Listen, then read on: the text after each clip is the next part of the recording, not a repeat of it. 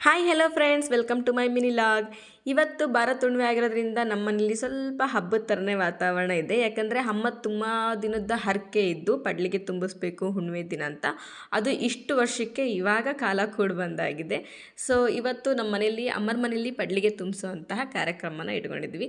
So first ನಮ್ಮ ಮನೆ ದೇವರಿಗೆ ಹಣ್ಣು ಕೈ ಮಾಡಿಸ್ಕೊಂಬರ್ರಿ ಅಂತ ನನ್ನನ್ನು ನನ್ನ ತಮ್ಮನ್ನು ಜೊತೆ ಮಾಡಿ ಕಳಿಸ್ಬಿಟ್ರು. ನಾನು ಮತ್ತು ನನ್ನ ತಮ್ಮ ಇಬ್ಬರು ಎಲ್ಲ ರೆಡಿ ಮಾಡಿಕೊಂಡು ದೇವ್ರಿಗೆ ಏನು ಬೇಕೋ ಐಟಮ್ಸ್ ಎಲ್ಲ ರೆಡಿ ಮಾಡಿಕೊಂಡು ಉಡಕ್ಕಿ ಸಾಮಾನು ಕೊಡಬೇಕು ಅಂತಂದ್ಬಿಟ್ಟು ಅವನು ನಾನು ಹೊರಟಿದ್ದೆ ಶ್ರೀಧ ವೆಂಕಭಾವಿ ಕಾಲೋನಿಲಿರೋ ಮನೆ ದೇವರಿಗೆ ಗಾಳಿದುರ್ಗಮ್ಮನ ದೇವಸ್ಥಾನಕ್ಕೆ ಹೊರಟ್ವಿ.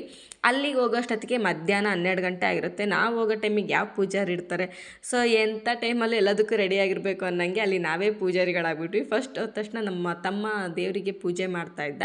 ಅವನ ಪೂಜೆ ಮುಗಿಸಿದ ತಕ್ಷಣ ನಾನು ದೇವರಿಗೆ ಕೈ ಮುಗಿದು ದೇವ್ರದ್ದು ಆಶೀರ್ವಾದ ತಗೊಂಡು ಇಬ್ಬರು ಒಂದು ಸ್ವಲ್ಪ ಹೊತ್ತು ಶಾಂತಿಯಿಂದ ಕೂತ್ಕೊಂಡ್ವಿ. ತುಂಬ ದಿನ ಆದಮೇಲೆ ದೇವಸ್ಥಾನಕ್ಕೆ ಹೋಗಿದ್ವಿ. ಸಖತ್ ಪಾಸಿಟಿವ್ ಎನರ್ಜಿ, ಪಾಸಿಟಿವ್ ಫೀಲ್ ಬಂತು.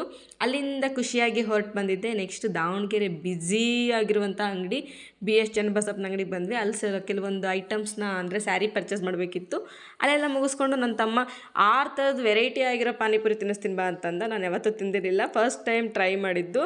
ತುಂಬ ಅಂದರೆ ತುಂಬ ಇಷ್ಟ ಆಯಿತು. ಜೀರಾ, ಪುದೀನ ಮತ್ತು ಲೆಮೆನ್ನು, ಅದರಲ್ಲೂ ಬೆಳ್ಳುಳ್ಳಿ ಫ್ಲೇವರ್ ತುಂಬ ಇಷ್ಟ ಆಯಿತು. ಸಖತ್ತಾಗಿ ತಿಂದ್ವಿ. ನೆಕ್ಸ್ಟ್ ಹಬ್ಬದ ಏನೇನು ಮಾಡಿದ್ವಿ